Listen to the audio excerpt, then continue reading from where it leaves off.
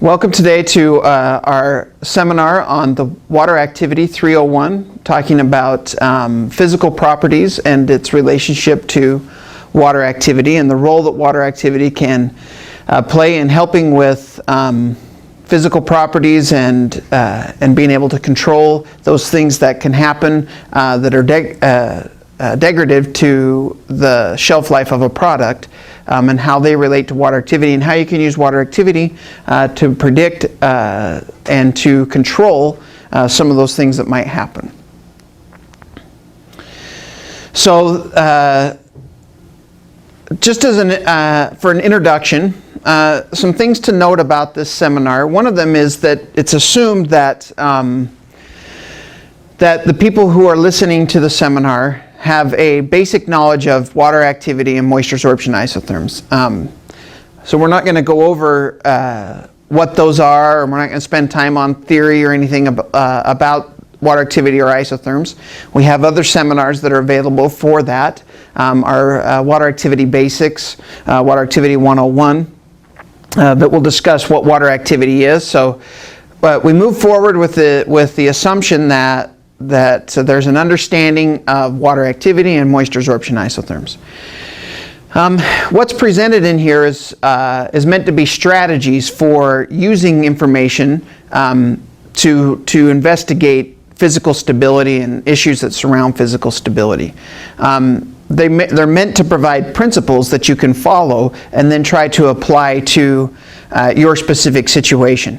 They're not the examples that are given, the way that the information is presented, what it's presented about, is not going to necessarily be specific to your situation or your product. But the idea is to take the principles that have been established and then see if you can use those to try and figure out what you need to do for your specific product, because every situation is a little bit different.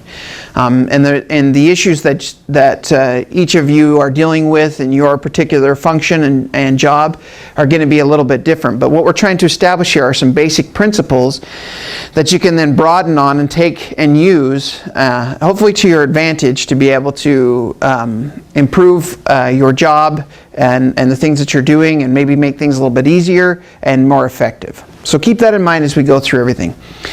Now, there is going to be a lot of calculations in this seminar.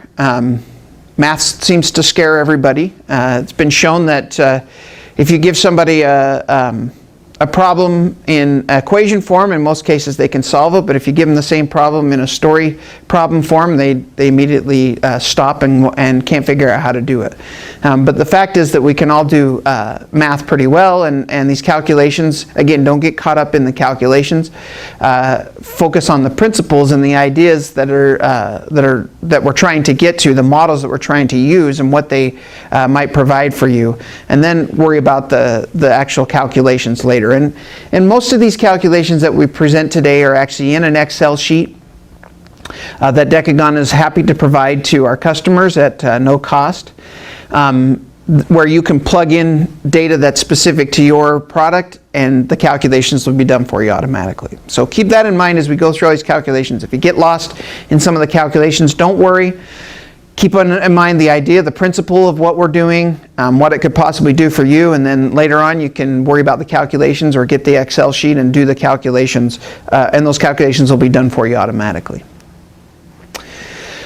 So one of the first questions that we would consider in terms of physical stability and formulation of products and developing products would be the idea of how do you control water activity. And we get this question a lot of what are some options if your water activity is too high, whether it be because of microbial spoilage, chemical stability, or physical stability.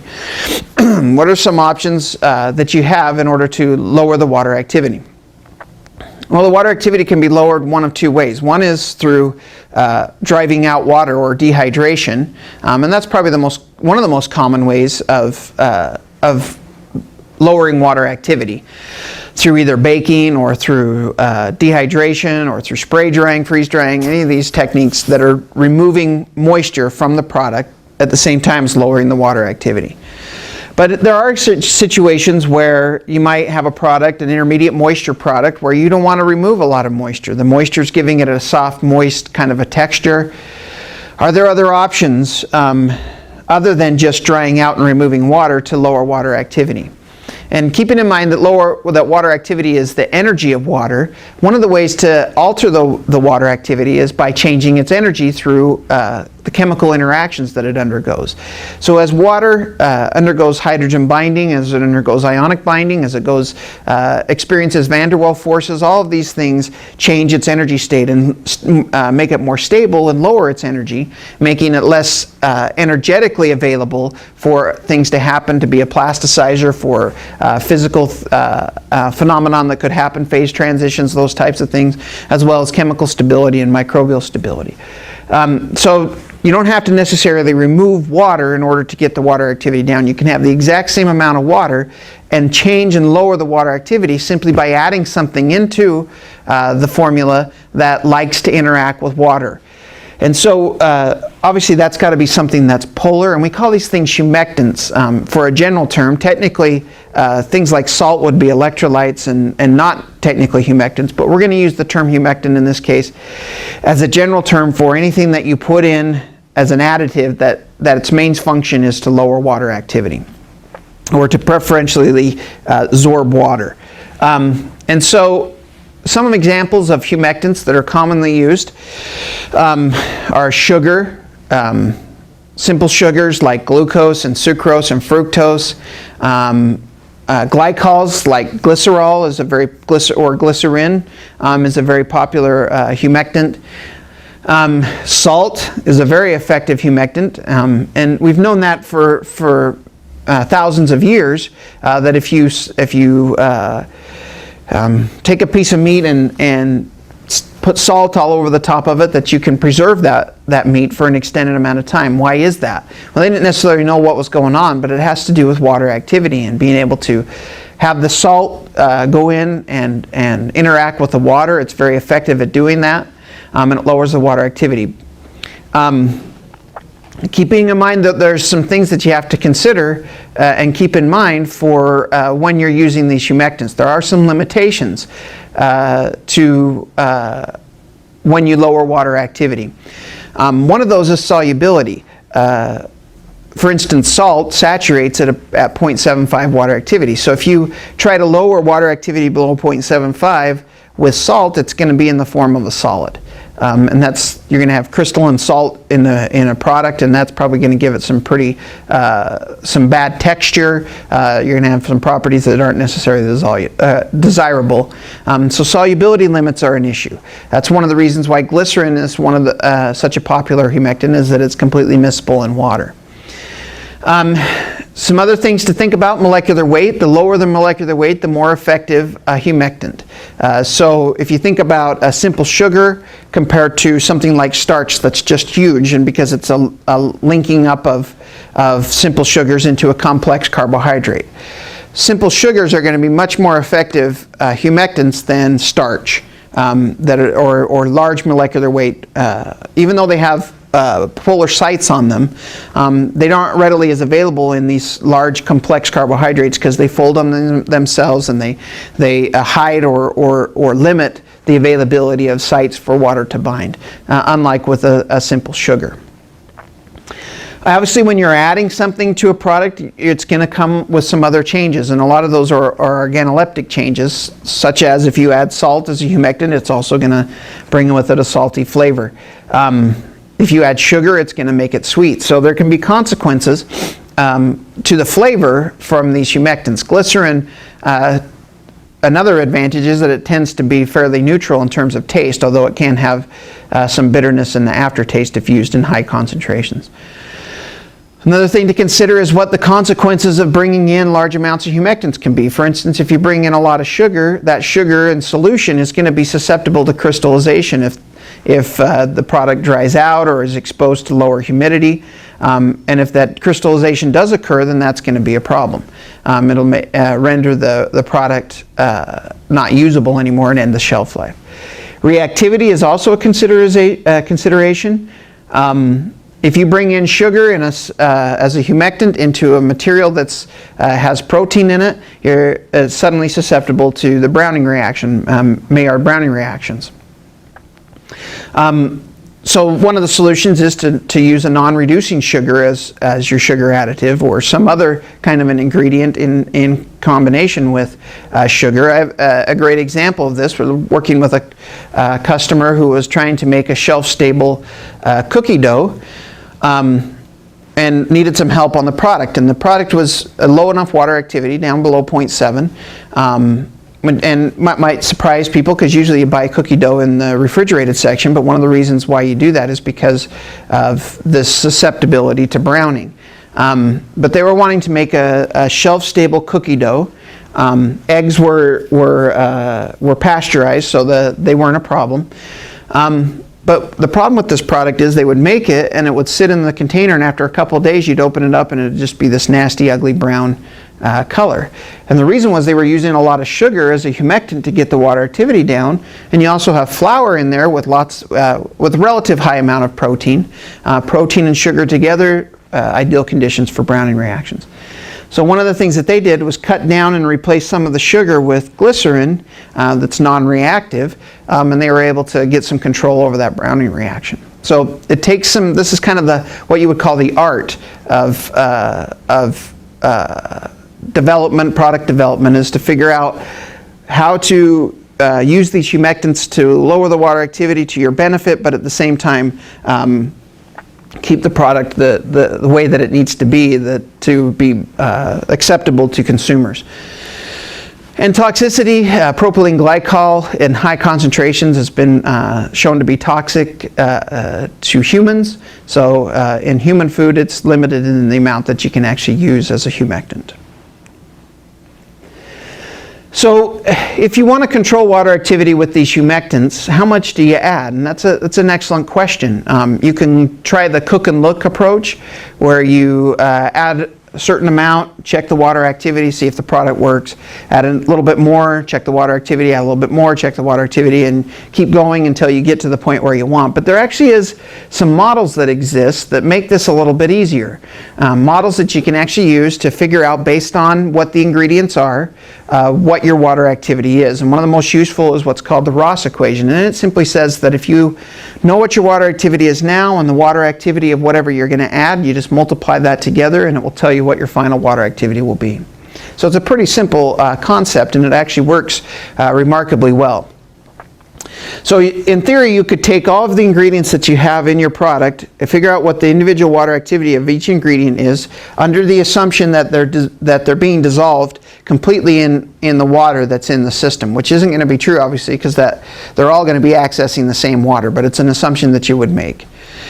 And so if you could figure out what the water activity is of each ingredient at that particular water content, which you can get from an isotherm. There's also some other equations you can use to predict what the water activity of each individual ingredient is, which is what the Norrish equation is that's shown. So its purpose would be to figure out what the water activity would be of whatever it is, an individual ingredient, so that you could plug that into the Ross equation to figure out what the final water activity is.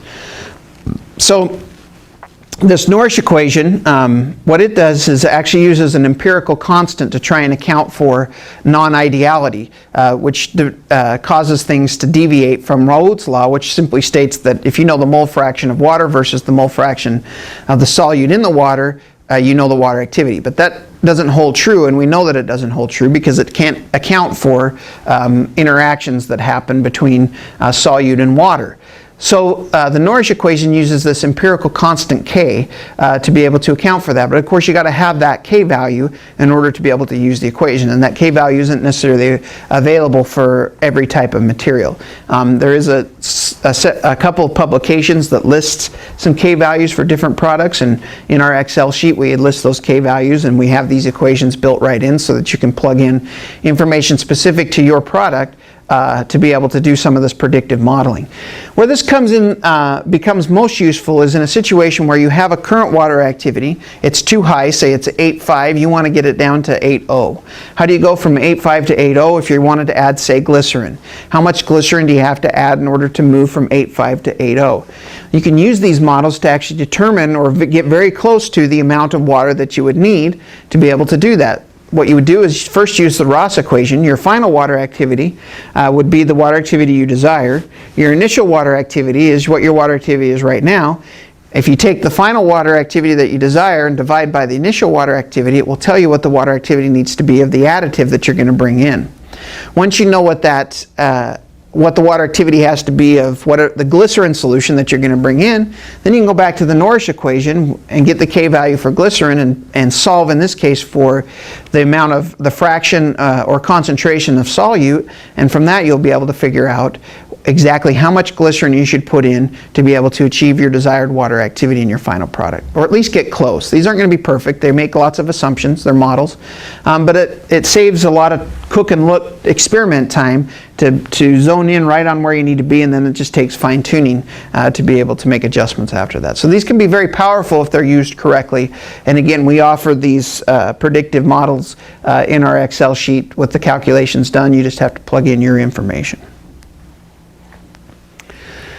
So when you start thinking about product formulation, water activity becomes very important from the very beginning of the process so that you can know that you're going to make a stable product, especially when you're making a multi-component type of product. And these are very popular types of products with snack cakes and granola bars and cereal, where you've got two distinct components in the product that are going to come into contact with each other. And when that happens, there's always a chance that you're going to have moisture migration between them if their water activities are different. But in most cases, you don't want necessarily for each one of these components to have the same moisture content. You want them to have each their own unique texture. So how do you do that? Is it possible to do that? And one of the ways that the moisture absorption isotherms can be helpful is that you can get a feeling for how much water can each of those components hold if you were to put them at the same water activity. So the slide that's shown for a typical snack cake that would have a icing, would have a cake, and then would have some cream filling. You can make this product and you can make it very stable. And the reason why is that if you take in any kind of commercial snack cake like this and remove the icing and remove the cake and separate cream filling and you measure the water activities, their water activities will all be almost exactly the same. And they're usually somewhere between 0.6 and 0.8. So let's assume that they're at 0.7. You take a look at the isotherm and it makes sense why you can have this multi-component product with very different textures but the same water activities. The icing at 0.7 water activity can hold very little water, as opposed to the cake can hold much more because it's got many more ingredients in it that can like to interact with water. So from this you can have a cake with a specific texture, a cream filling with a very different texture, and then an icing with even a different texture. Combine those together, as long as their water activities are the same, then that product will be stable, and the icing, even as it can't hold a lot of water as it shows on the isotherm, will act as a moisture barrier because it's hard for water to diffuse through that. It shows it in the isotherm very well that it's flat. It means that it can't take up a lot of moisture because it resists being able to do that. So it works effectively as a moisture barrier.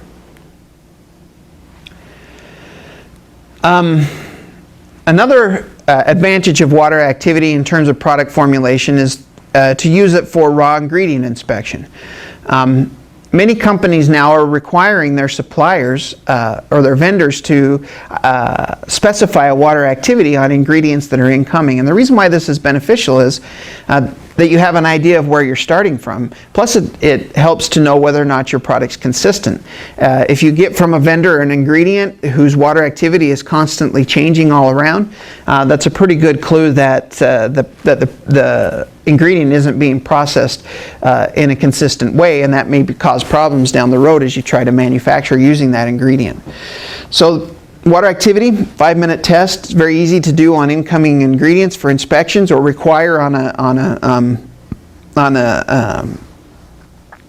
certificate of analysis, water activity, so that you know with those ingredients what your starting point is, so that it will process and you'll end up with the water activity you desire in the final product. So an example of how product formulation can be benefited by having a knowledge of water activity. Take the example of a bakery company that has a product that's very nice, very popular. They're selling it from one shop in a storefront and baking it every day fresh. And it only has a 1-day shelf life with its current formulation. Or a limited shelf life, maybe 1, 2, 3 days. So they're limited in what they can do with that product. They got to sell it out of that storefront in order to be able to sell it, because they can't ship it anywhere. Its shelf life isn't long enough. Now, if you start to consider water activity and its role and the way that it can improve shelf life, if you reformulate that product with the idea of the principles that we've talked about of water activity control, in doing so, you have to make sure that you maintain the desirable characteristics of the baked product so that it still would be something that somebody would want to consume and eat. But if you can maintain that but lower the water activity to increase the shelf life, plus use a combination of packaging to prevent it from being exposed to extreme conditions or having moisture lost from the product or gained depending on the environmental conditions it might be exposed to, then you can extend the shelf life to maybe 17 days or maybe a month instead of just a couple of days. And as long as the quality remains for that time, then by having this added shelf life, you have the advantage now of being able to take that product and ship it to many more locations. You can send it out to the local grocery stores and sell it off the shelf there. Even your exposure is now to many, many more customers than it could have been in the shop. So a great example of how using the concepts of water activity and shelf life and packaging to your advantage to be able to make a product that's more available and ultimately would bring in more revenue. Now let's shift topics for a little bit and start and talk about temperature abuse. Temperature abuse, of course, can happen with products, especially when they aren't refrigerated or shipped in controlled atmosphere containers or trucks or when they're shipped, there isn't any kind of efforts to try and control temperature.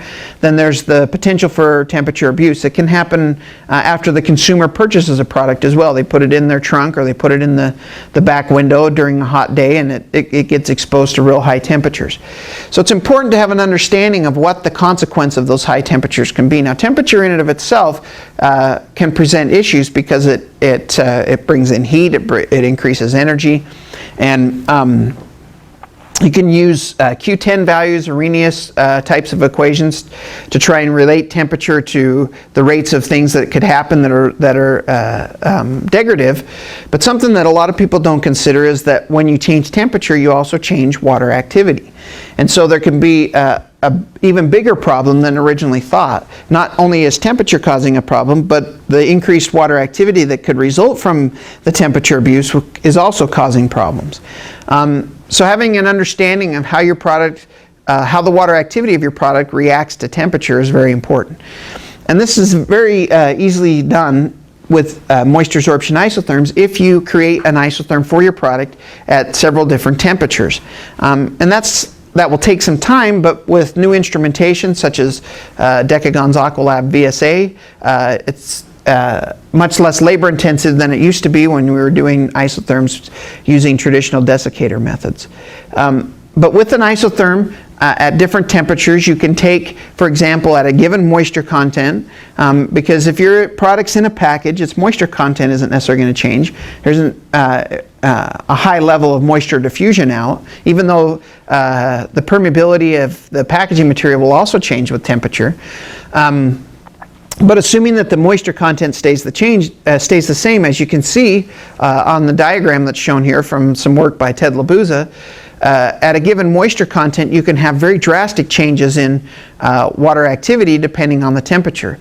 For example, in this example, at at 20 degrees C, your water activity is quite low at a given moisture content, but by the time you reach 40 degrees, that water activity could easily be above the growth limit for a microorganism, and now you suddenly are starting to have microbial spoilage of your product, even though it was processed to a water activity that was safe at 25 C.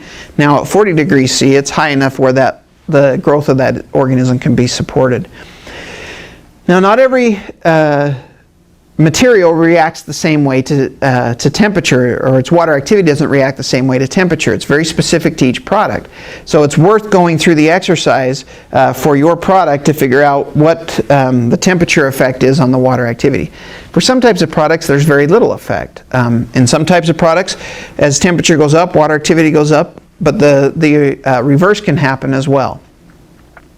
So again, you can do this with isotherms at different temperatures. You can also do, at a given moisture content, you can evaluate the changes in water activity using just our Aqualab Series 4 TE, which controls temperature, simply by setting it to different temperatures and then measuring the water activity. And so you can easily collect the data that you would need. Now, once you have that data, you can actually do some modeling work. At a given moisture content, you can figure out, using the Clausius-Clapeyron relationship, which is a derivation of the Arrhenius equation, to be able to figure out and model the effect of temperature on water activity for your particular product.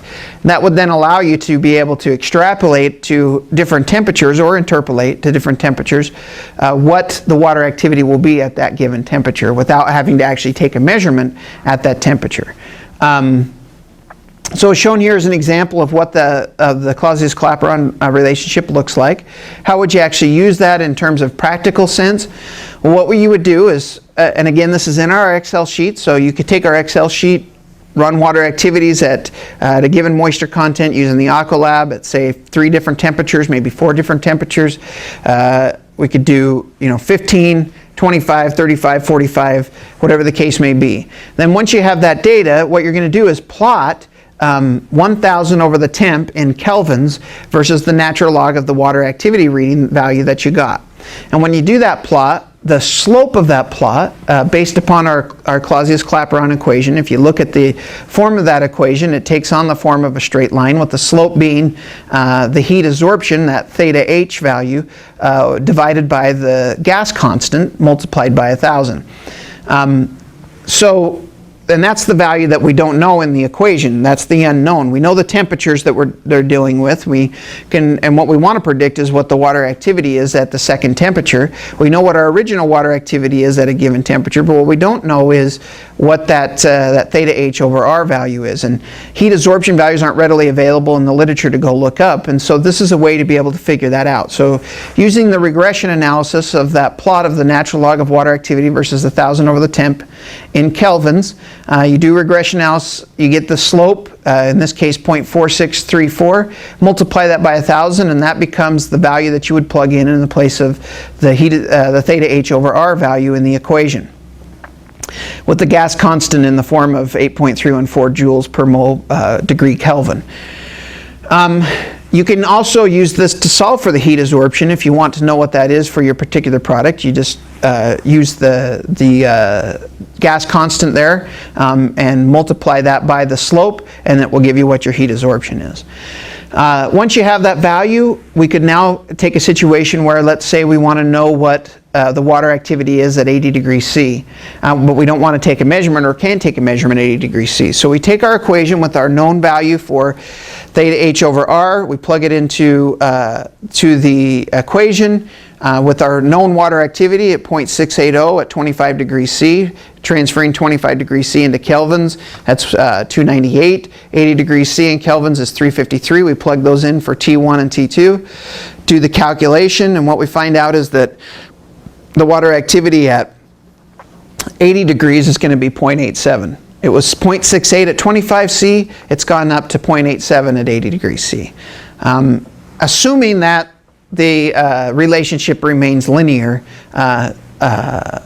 up to that high of a temperature, which may or may not be the case, but that's of course the danger when you do extrapolations. But this gives you the ability to be able to model and get an idea of what the level of temperature effect is. Obviously, as that slope changes of the relationship, gives you an indication that that two samples would be responding differently to temperature in terms of their water activity. It would also give you an idea of how different their heats absorption are. Moving on now to textural properties, another very important physical property, one that can end shelf life, obviously. If you have a product that's supposed to be hard and crisp and it gets soft, then that product shelf life is over. People aren't going to want to eat it when you don't want to eat a potato chip that's soggy. At the same time, if you have something that's supposed to be moist and juicy and it's hard and brittle, then that's going to end the shelf life of that product. Somebody doesn't want to eat a chewy granola bar that's become completely hard. So water activity plays an important role in this. For the most part, if you want to have a crisp product, you're going to need a low water activity. And if you want a softer product, you're going to need a higher water activity. And there tends to be this cutoff at about 0.4, between 0.4 and 0.5 water activity between hard products and soft products. Now, that's not the case in every situation, and that's just a generality of what might happen. But it is possible to, through some experimentation, to figure out what we'd call the critical water activity for texture for your product. And then once you know what that value is, that now becomes a specification for that product. You know you can't allow the product to get to a higher water activity than that, or it will lose its textural properties. So it has to be manufactured to a water activity below that value in order for it to maintain the desirable textural properties. And then again, packaging in or factoring in packaging and its role in this as well, and how it can then be used to try and prevent a product that needs to be hard and crisp from having its water activity moved to something higher than its critical water activity due to exposure to high humidity conditions in different locations. Moisture migration is one of the things that can lead to textural changes. As water migrates from one component to another, you can have very distinct changes in the textural properties of each of those components. Back to the snack cake idea, if you get moisture migration from the cream filling to the cake, or from the cake to the cream filling, in whatever the case may be, your cake may start to dry out, your cream filling will get runny and won't stay where it's supposed to be. So a lot of problems from moisture migration. You can also have areas that may not have a preservative system that suddenly get water activities too high and may be susceptible to microbial growth where they weren't before because they were being protected at a lower water activity. And then it speeds up reaction rates. So all of these things can be degradative to a product when it has moisture migration. Now we've talked about the idea that moisture migration is controlled by water activity. Water moves from high energy to low energy. It doesn't move from high concentration to low concentration, and that's a misconcept that often can be found, that people are trying to control moisture migration by matching up moisture contents, and that will be just a disaster. It won't work because water moves from high energy to low energy, and those two products at the same moisture content aren't necessarily going to have the same water activity. We've shown great examples of that, where they almost definitely will not have the same water activity. But in order to prevent moisture migration, the water activities have to be the same. If you've got cereal with fruit pieces in it and you don't want moisture migration between the two, the flake and the cereal or the fruit piece, then you got to match up the water activities to be able to prevent that.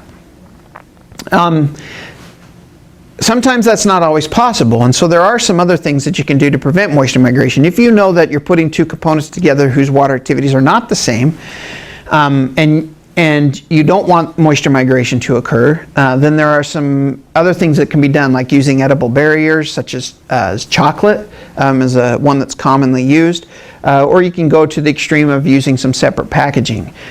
So the cheese and cracker snacks are in different packagings because if you put them together, they would exchange moisture because they're at different water activities and then be a ruined product. You take the idea of kibbles and bits, that cereal, or the pet food that has soft bits and hard kibbles.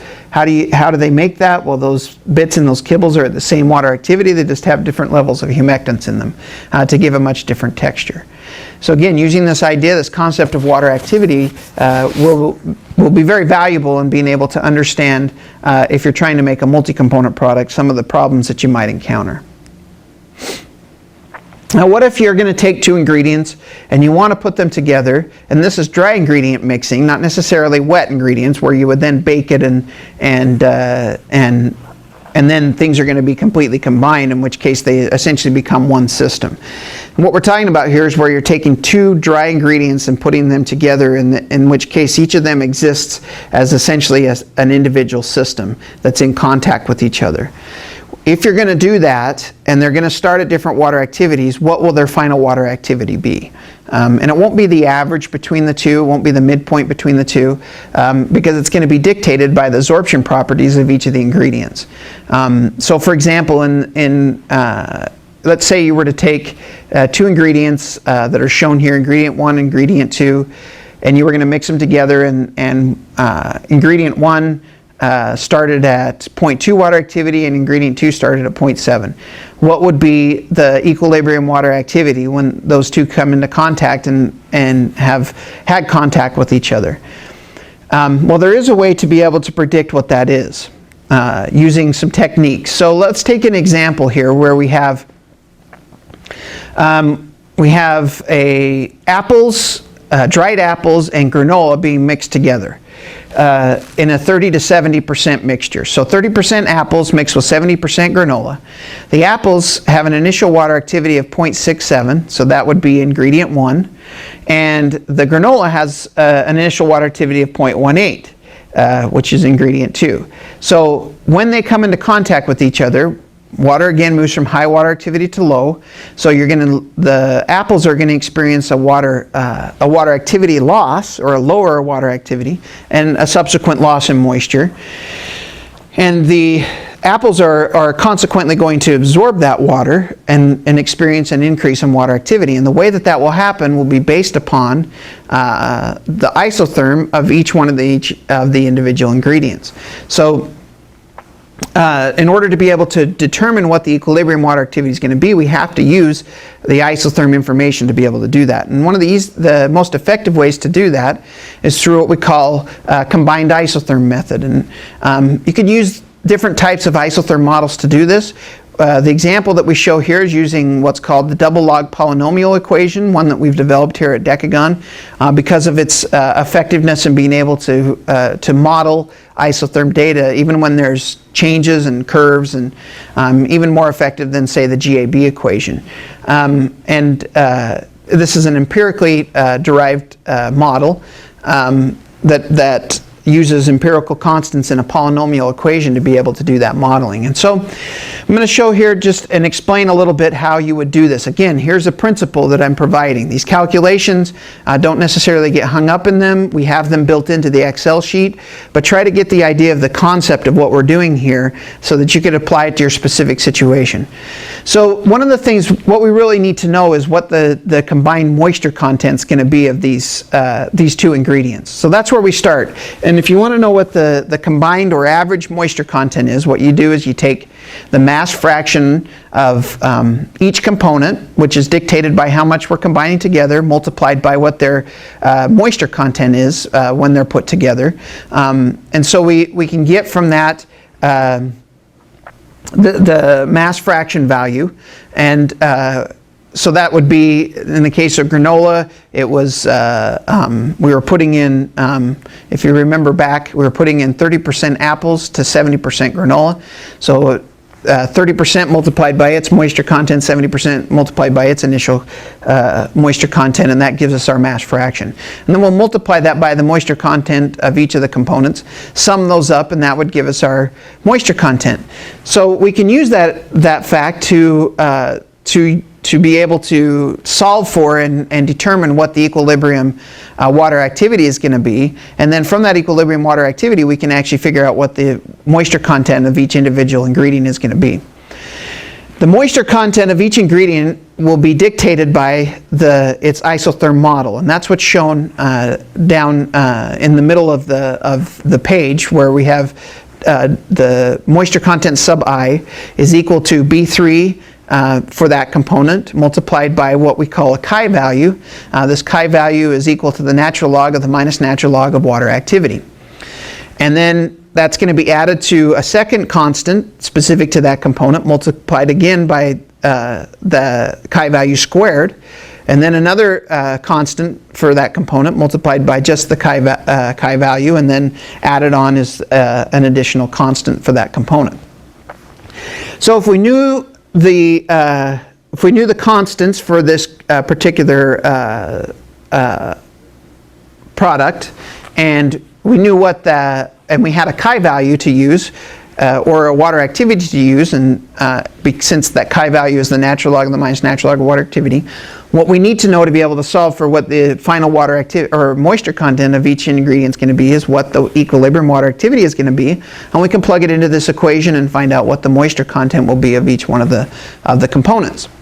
So but first we got to figure out what that value is, and the way that we do that is that we can calculate what the combined or average moisture content is, the value at the top, because we know what the mass fraction is and we know what the initial moisture content is of each one of the individual ingredients. So we can calculate what that value is.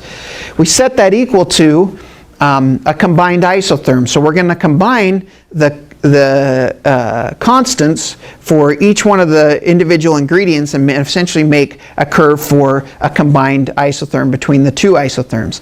And the way that you do that is that you take the mass fraction and multiply it by the empirical constant, or the DLP constant, for each one of the individual components and sum it up, and that becomes the combined the B3 prime that's shown in this equation is the combined B3 values for DLP for each one of the individual components. And in fact, once you have and have determined what those values are, you can even draw that combined isotherm curve, which is shown in green in the figure that you see. So that's the combined isotherm of the two individual ingredients shown in blue and red. And it's going to then be equal to, also multiplied by, this equilibrium chi value. Cubed, squared, and so forth and so on. So once we have this information, we have a value for the combined moisture content. What we need to solve for is what that chi equilibrium value is, and then we can get the water activity equilibrium value from that value, because we know that that's equal to the natural log of the minus natural log of water activity. So to be able to do all of that, we can set up a convenient table to be able to help us with our calculations. So first of all, for our example, we can figure out what the average or combined moisture content is. We take our initial moisture content and multiply it by our mass fraction based upon 30% apples and 70% granola multiplied by their individual moisture contents. So we have our mass fraction in column 1. We have our initial moisture content in our mass fraction in column 2, and our initial moisture content shown there in column 7. And you multiply those two together and sum them up, and you get 8.57. So that's what our combined moisture content is. Now the other thing that we need to know is what our DLP coefficients are. And so we can figure those out using a program that's in the Excel sheet, where you plug in your isotherm data and it goes through and does the modeling and figures out what the coefficients are for each one of the isotherms for each one of the individual ingredients. So those values are shown, the B3, B2, B1, and B0 values for each one of the ingredients. Then to be able to get the combined constant values, we multiply each one of those individually by their mass fraction and then sum them up in each column.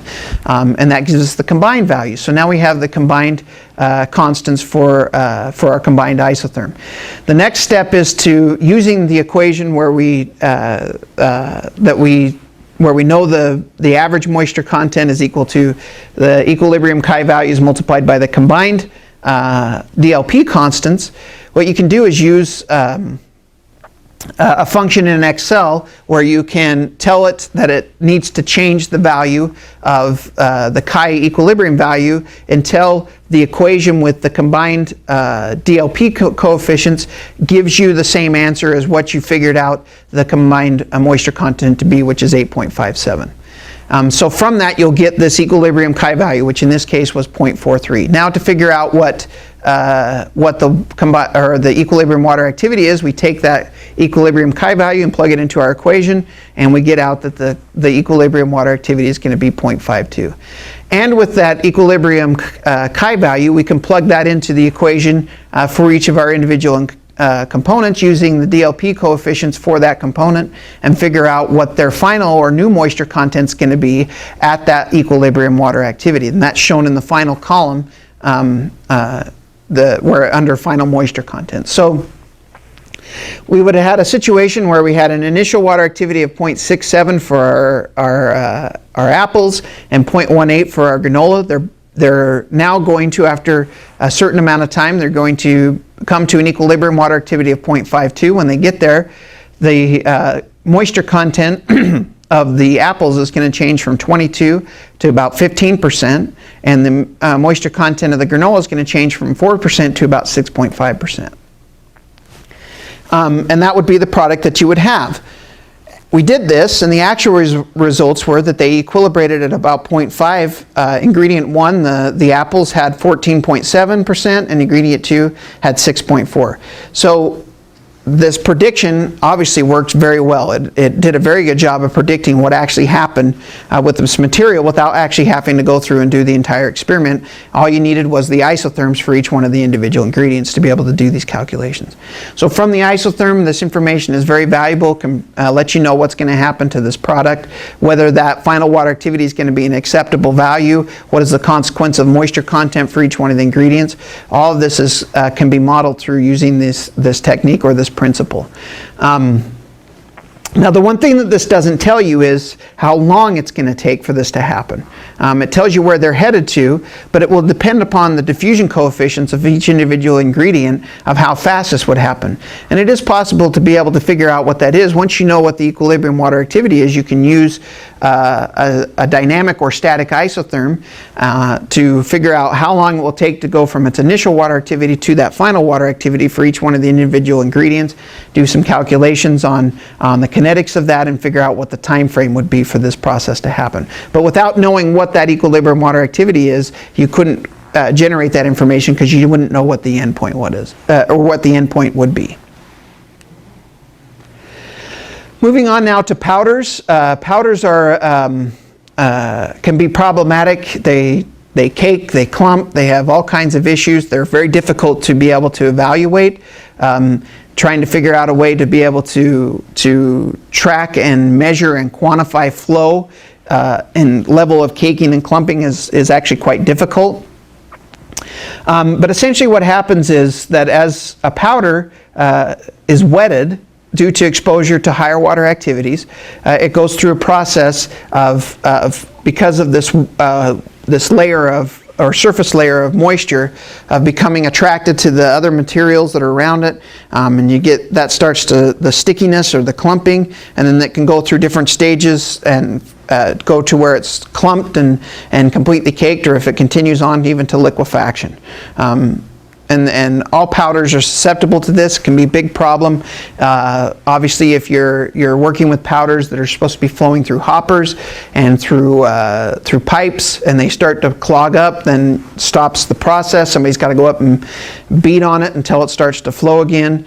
So what are some strategies to be able to control this? Well, one of them is through water activity, and you can establish a critical water activity where if you maintain conditions below that value, then your powders will remain free flowing. If you move above the critical water activity, then they're going to start to become susceptible to caking and clumping.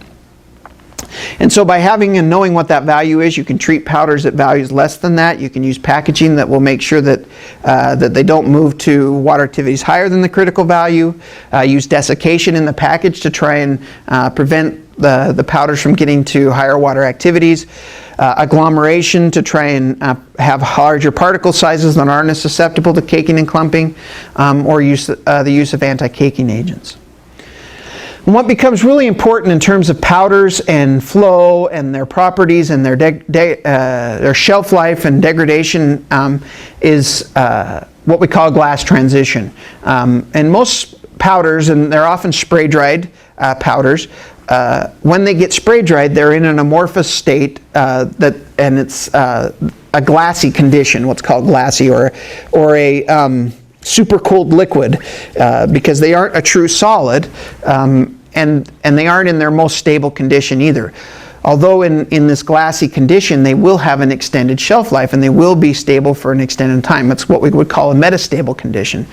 But it's not their most stable condition. That would be the crystalline form, and they're wanting to get to their most stable form. It's just the amount of time that it might take to get there, and that is dictated by the conditions that it's exposed to in the phase that it's in.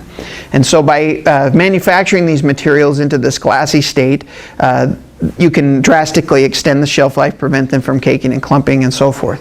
But once they go through that transition and into what we call a rubbery condition, then the time that it would take for them to cake and clump is drastically reduced. And the further that you move past that transition, the faster that process will happen, until it will happen essentially instantaneously.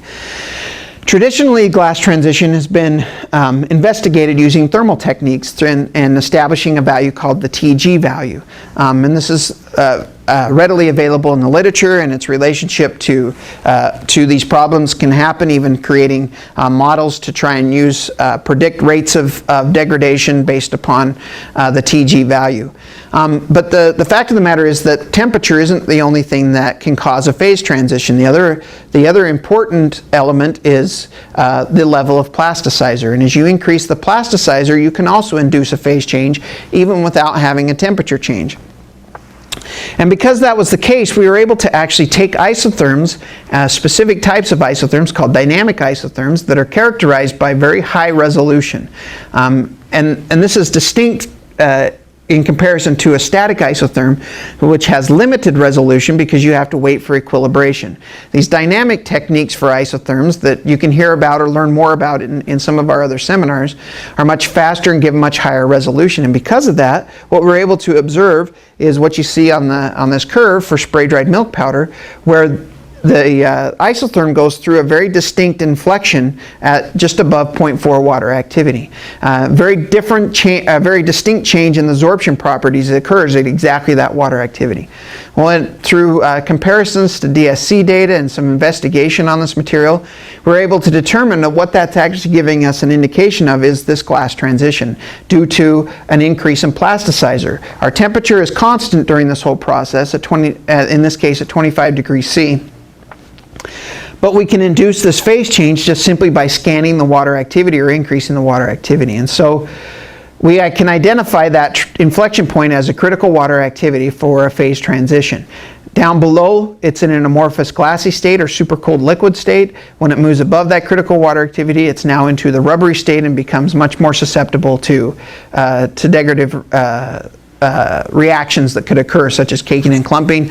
Reaction rates increase. Everything speeds up once you move out of that glassy state. So anything that's time dependent is going to happen at a much faster once you move past the critical water activity. So that value becomes very important then in being able to determine and extend the shelf life. You stay below the critical water activity, you have an extended shelf life. You move above it, then you have the potential for problems with that material. And the reason why we have this inflection point is that in that glassy amorphous state, there's limited absorption sites available for water because of it being in a very high viscous, low mobility condition. But once you go through this critical water activity, free volume increases drastically, you have much higher mobility, it opens up lots more binding sites for water, and so you see that abrupt change in the absorption properties because now you have many more binding sites for water. You can hold more moisture without a subsequent big increase in water activity that you were experiencing prior to the phase transition. And so that's why we're able to actually see these with these dynamic curves, see these phase transitions. First question we had when we were observing this was, is it repeatable? If it's repeatable, then it should that would give us an indication that it's real. It's not just a phenomenon of the instrument. And as you can see here, there's run 1, 2, and 3 right on top of each other. We've done these multiple hundreds of times, run the isotherm for this material, and we get the exact same results every time.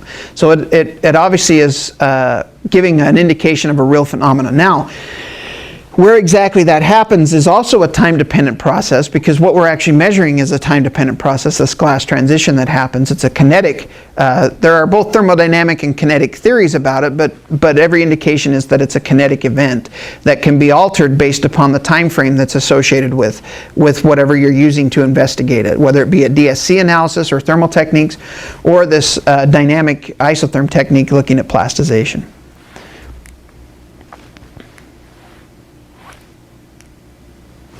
Let's go back one.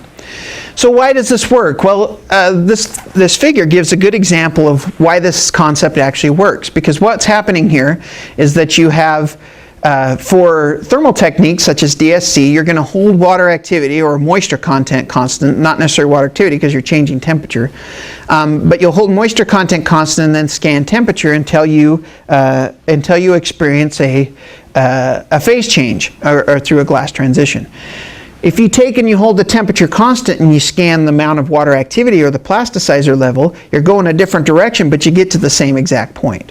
So what this shows is that you can induce this phase change using temperature, but you can also induce it by changing the plasticizer level. And we've even done some preliminary work using dielectric techniques, such as, and dielectric thermal analysis is one of the ways that's used as a thermal technique to be able to investigate the phase transition. But it so happens that it's one of the techniques that isn't dependent upon an enthalpy change as a result of the temperature, but instead it's just identifying the phase change based on a change in electrical properties.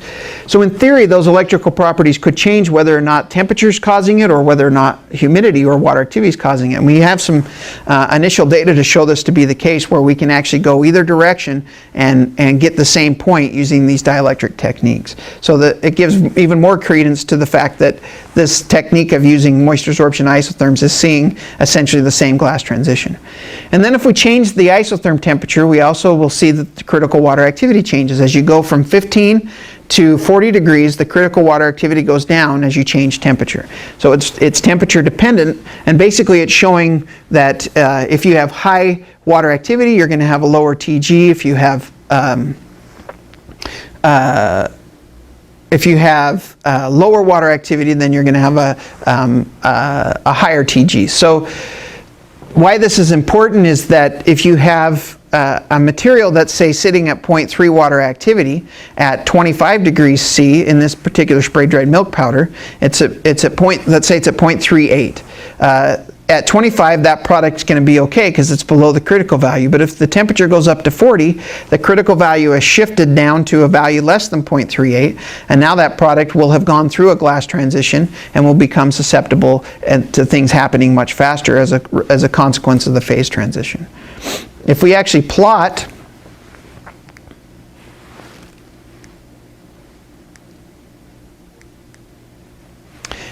the data of water activity versus glass transition, temperature, or isotherm temperature in this case. So on the bottom is the critical water activity, on the side is the isotherm temperature. Notice that we get a very nice linear relationship. This isn't linear across the entire water activity range, but for small ranges it will be fairly linear. And we can even match that up to literature data created with DSC and controlled water activity, and as you can see, we can get very good agreement between our data and literature data, which again lends credence to the idea that this is really glass transition events that we're investigating, but using isotherm techniques.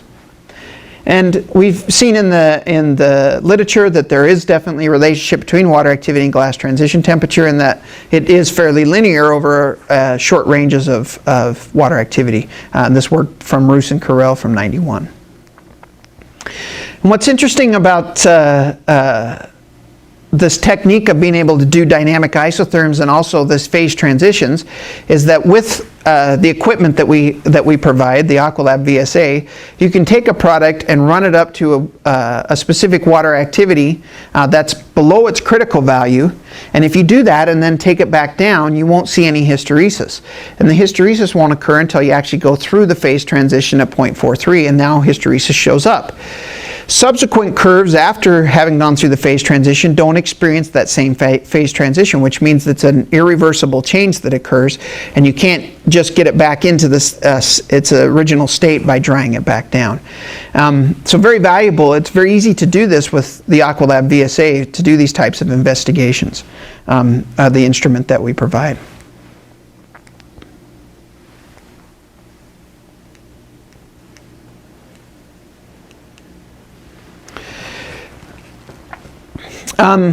Another valuable tool for isotherms is being able to look at amorphous material versus crystal material. This is sucrose, sucrose in its amorphous state in red, and in its crystalline state in yellow. Notice how different these materials look. Their chemical formula is identical. All that's different is their phase or their physical condition. The amorphous crystalline or sucrose goes through a glass transition at about 0.3 water activity, as you can see. The crystalline material in contrast goes through a deliquescence event, and we can very easily identify that deliquescence point at about 0.82 water activity using these dynamic isotherms. You couldn't do this with the static approach. You'd completely miss these events if you tried to use it because the resolution's not good enough. So again, another valuable aspect of dynamic isotherms.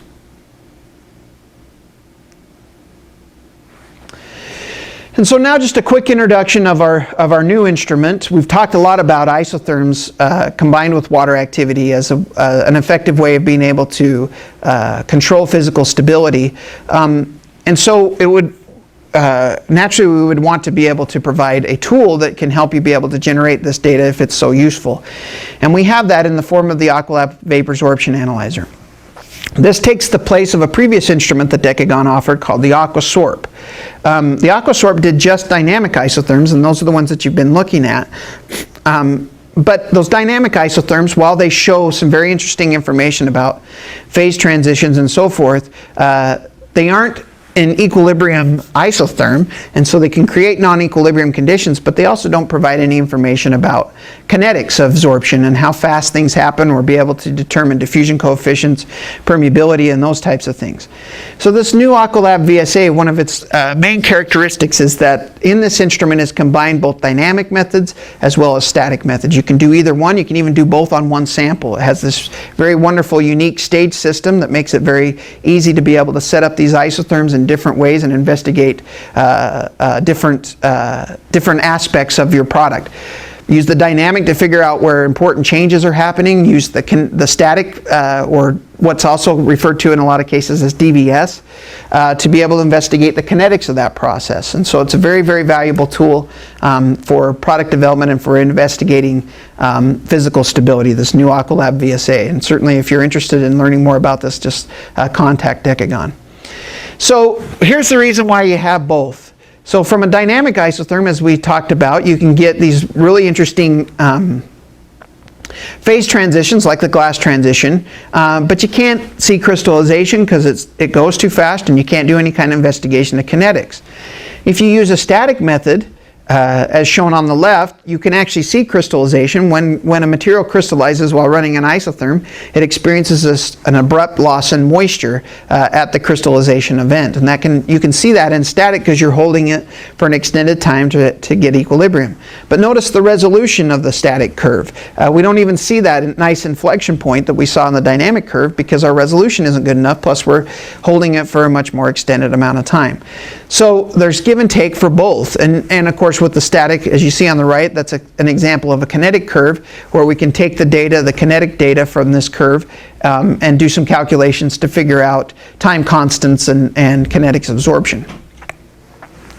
So there's reasons to have a static isotherm, there's reasons to have a dynamic isotherm, so of course the best thing would be to combine them both into one instrument, which is what our VSA offers. So this is a really cool curve where for spray dried milk powder where we ran it dynamically initially so we could see where the glass transition occurred. We knew where that glass transition occurred because of the inflection point, and then switched over to a static method, and once we did that, as a result of going to the static method, it immediately experienced a crystallization event, and we see the crystallization because of the static method. So using a combination of these techniques, you can run a sample fast with a dynamic method and figure out where the inflection point is, where the thing's happening.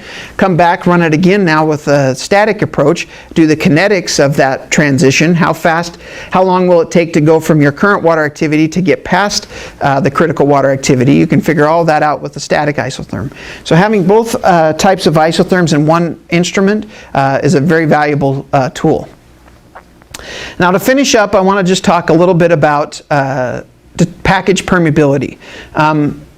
Package permeability is something that a lot of people deal with, and they don't necessarily always have all the tools that they might need to be able to make good decisions about packaging, and instead they just use either what the vendor is telling them, or they just try and completely be as conservative as possible, and in a lot of cases over-package at additional costs. Now, one of the confusing areas is that what's offered by a packaging manufacturer is what's called a water vapor transmission rate, or a WVTR. It can have other acronyms as well, but the reason why this is problematic is that you can't take that value, that WVTR value, and actually do any kind of predictive modeling or equations with it, because it doesn't account for differences in vapor pressure between inside the package and out. So you can take that value, and as long as you know the conditions under which it was determined, it is possible to then use that value to get what's known as conductance. Because when we deal with packaging, the movement of moisture through a packaging material moves according to Fick's law. And Fick's law is shown up there, where evaporation out of the packaging material is equal to the conductance multiplied by the saturated vapor pressure multiplied the concentration difference, which is determined by, in this case, water activity, because that's what's dictating water movement, not moisture content differences. Water activity, or in a sense vapor pressure differences, is what's dictating the movement here. Water activity being the vapor pressure of water over the saturated vapor pressure, all divided by the atmospheric vapor pressure. If we break down that conductance value, we have actually several different conductances that are in series that we're concerned with. The conductance of the food, the conductance of the package, and the conductance of the air just outside the packaging material, or the boundary layer conductance. But we're going to make an assumption here that in the case of packaging, as we start to look at packaging and its role and how to do some modeling, we're going to make an assumption that conductance of the packaging is going to be so much smaller than the other two in comparison that it's going to take over, and it's going to be the one that's most important. Or if you think about it in terms of resistance, which is the inverse of the conductance, the resistance of the packaging is so much higher than the resistance of the food or the boundary layer that they essentially aren't even a factor in this. So the packaging is what we're going to focus in on, or the conductance of the packaging material, as being the most important value in determining our rate of evaporation or water loss out of a packaging material. So in order to get a conductance value, we can, what that conductance value is actually equal to is, for those who talk in terms of permeability or K values, it's that permeability K value divided by the path length multiplied by the atmospheric vapor pressure to give this conductance, which is measured in grams per meter squared per second, which is actually the same units for a water vapor transmission rate. So that can be confusing, but again, you can't interchange a water vapor transmission rate directly for a conductance value. In order to get between the two, there is an equation, which is that you have to multiply the water vapor transmission rate by the atmospheric vapor pressure for wherever you're at, divided by the conditions under which the water vapor transmission rate was determined. So the humidity and the saturated vapor pressure as dictated by the temperature to determine the water vapor transmission rate, which you should be able to get from the manufacturer who provides that value. So in the end, what we're doing here is that we're going to try and look at a mass change in the amount of moisture of a given product, and that's equal to the evaporation from Fick's law multiplied by a surface area. So if we take the equation for evaporation from Fick's law and just simply multiply it by the surface area, then you see the equation down there at the bottom, that the change in mass is equal to the surface area multiplied by Fick's law.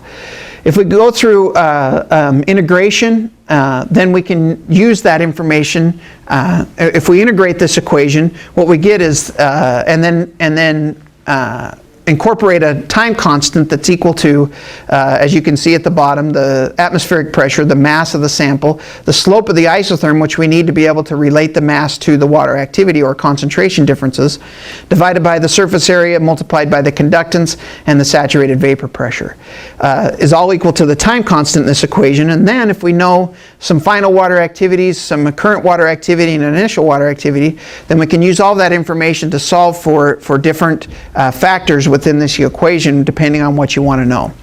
So using that basic equation that we developed, we can figure out what the water activity is under a specific condition, if we know what all of the conditions are, so that we can calculate the time constant. If we know what the time constant is, we can determine what the shelf life is going to be inside of a packaging based upon some critical water activity.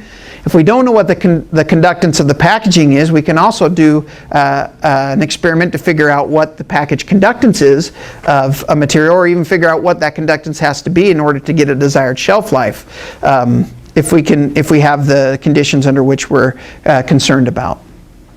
So let's do some examples here. We have our spray-dried milk powder who had a critical water activity of 0.43. We can get a slope for the isotherm. You can even use the more sophisticated using our Excel sheet that we have of using an actual isotherm model like the DLP and plugging that in to get your isotherm slope. But you need a slope of the isotherm prior to reaching the critical water activity.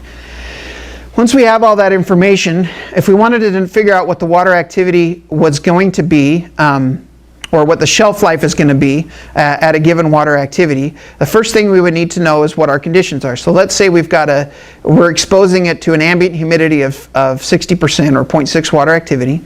Our initial water activity is 0.10.